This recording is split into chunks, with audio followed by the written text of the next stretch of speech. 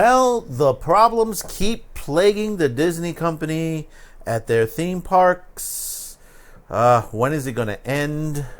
And they realized that they really messed up on Galaxy's Edge.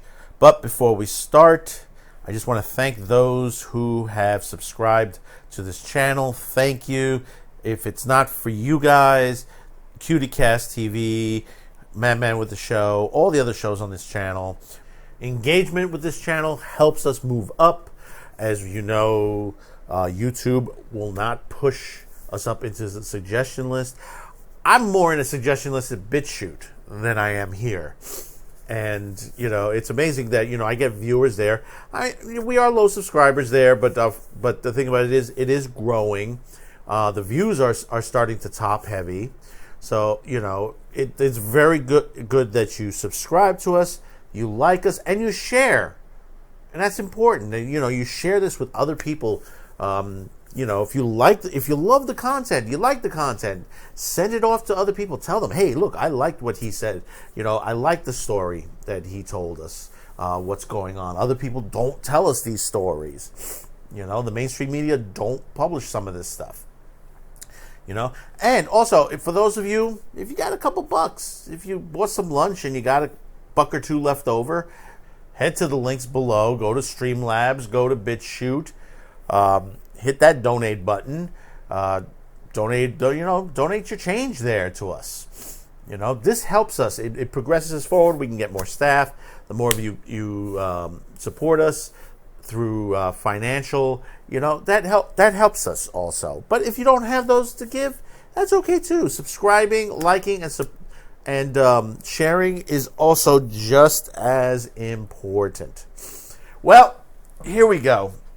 We've been discussing for about 2 weeks now the problems over at Disneyland Galaxy's Edge, at the theme parks themselves. We talked about the fight that happened in the middle, and that story is still continuing ongoing. Supposedly, the Anaheim police has sent the information to the district attorney to file charges. So most likely, there are going to be charges coming to this family, and then probably arrest coming very soon. But the other thing is that, the parks they're very low attendance right now. The ticket prices are very high, and we're seeing this on the West Coast. We're starting to see some of it coming into the East Coast as well. The Galaxy's Edge version at the Orlando parks are slated to open late August. And basically, we're seeing from the travel bureaus that so far bookings have been very low. Even though these are big parks and they handle a lot of people in there daily, more than the Disneyland parks, they're expecting a low turnout as far as the hotels and stuff like that in that area, for that period. But now we get this information, and this hit a little bit earlier today.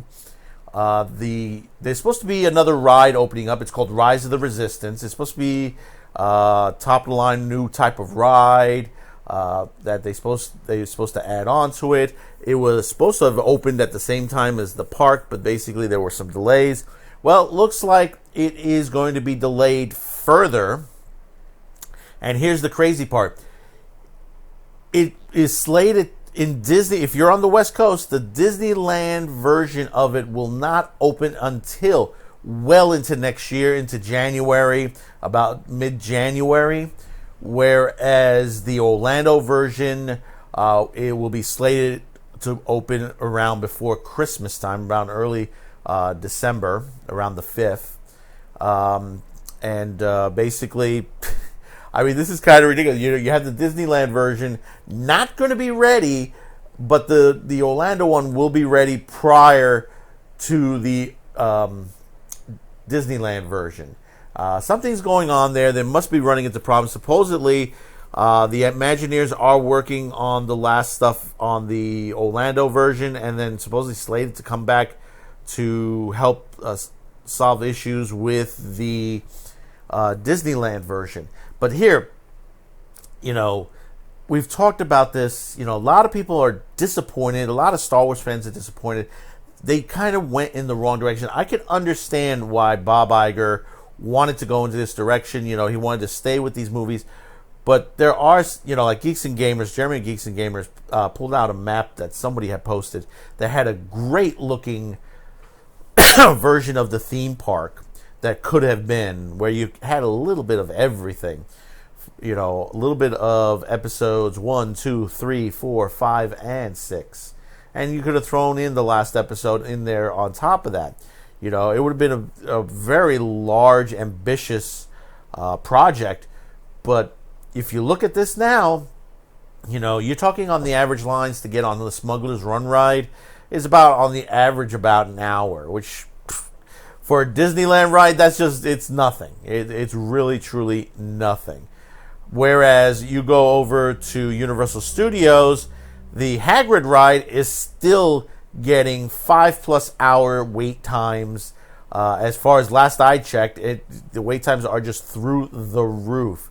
And this is for a roller coaster ride. Disney right now, I think right now is overtasking themselves with the parks and stuff like that. And I think because they've raised the prices, and that's one of the major reasons, is that basically people are starting to turn away. It's getting really expensive.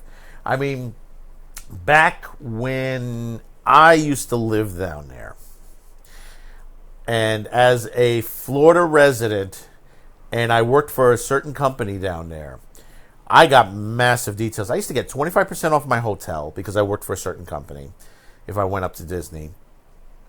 25% off of my rental car. Universal Studios, I used to get buy one day, and I got 2 additional days for free. And that's because I worked for the certain company and I was a Florida resident. Disney, I used to get all 3 theme parks. Well, at the time, it was 3 theme parks at that time. I got it for about $100 for one day. And I got all 3 theme parks. Boom. 1, 2, 3. That was then. I don't think they offer that anymore. You get one theme park. It's like a little over $100 just to go to one theme park alone. And, it is ridiculous what, I guess, the vacationers have to go through to stay at. I mean, they just opened another hotel, and I saw the prices from about $260 a night to well over $1,500 a night. I mean, they're still building high-end hotels. There's some discount budget hotels that they're making in between, which is okay. But they've been going to the extravagant, but not realizing it that not everybody, even though we're making better money now these days, still, what they're charging is still through the roof.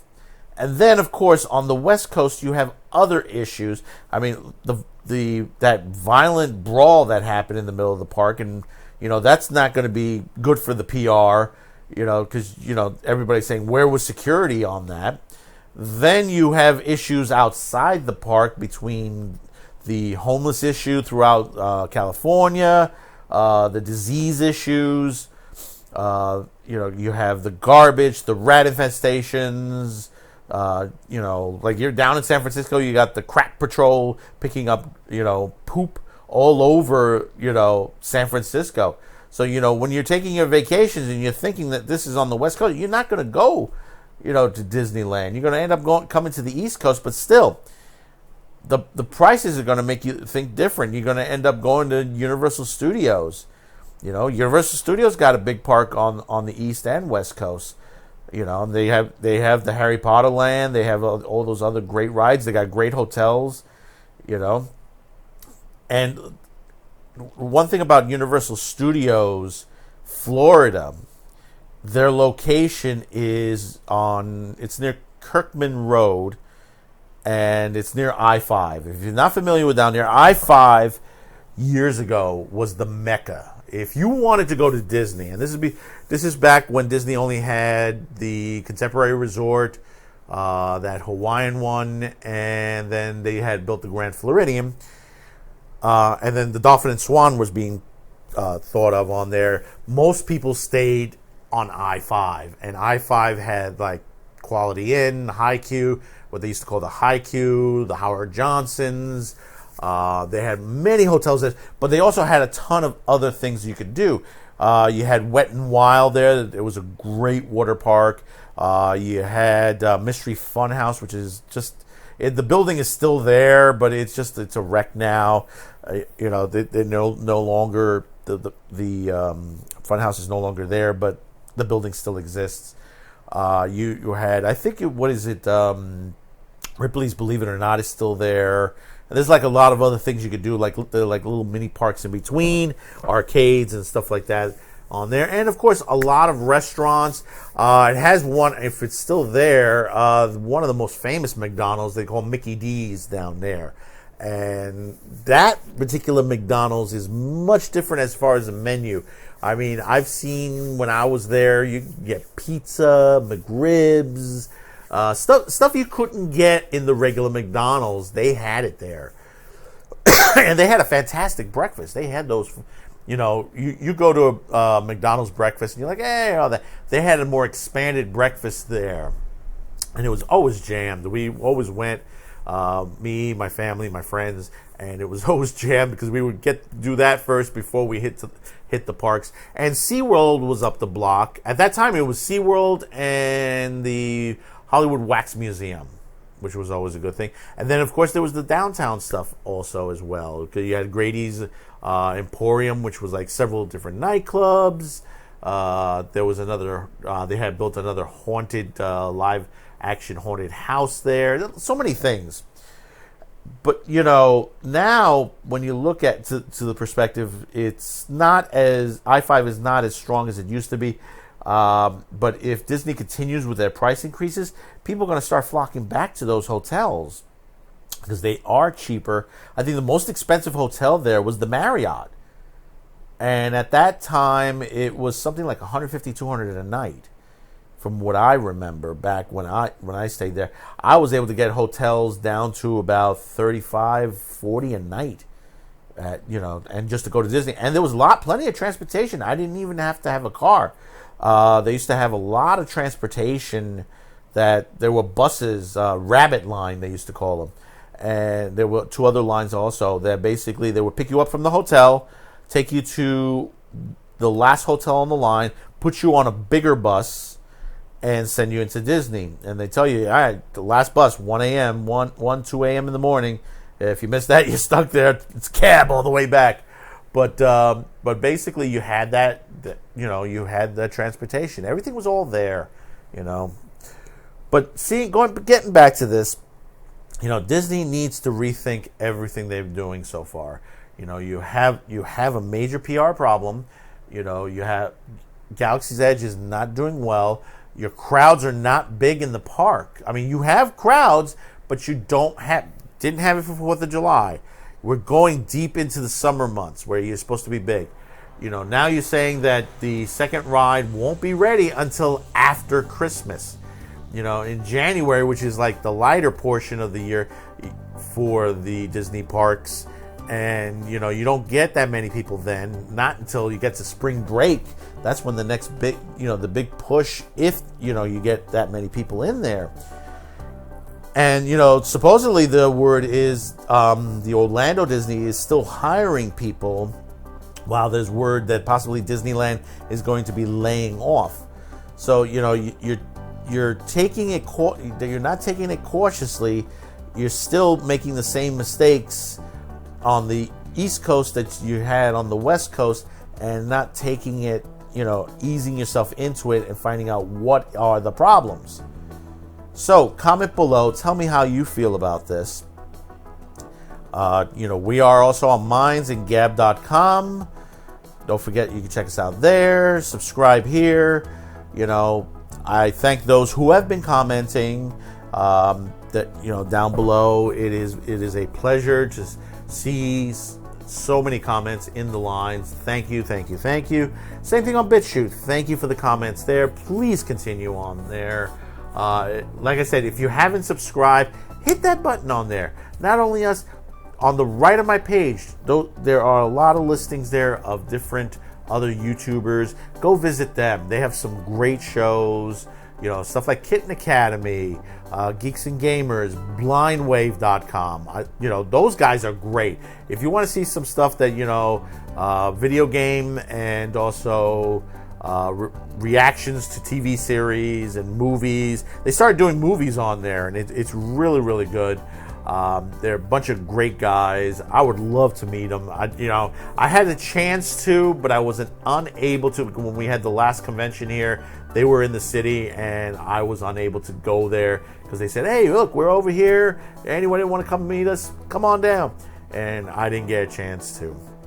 So we got one more tonight, and that one is going to be a big one because we're going to be talking about the streaming wars tonight. And another big movie company is hitting in. They've announced their streaming site, but it could mean the end of some other sites that they own. So we'll see you on the rebound. Subscribe, like, support, share. We'll see you later tonight.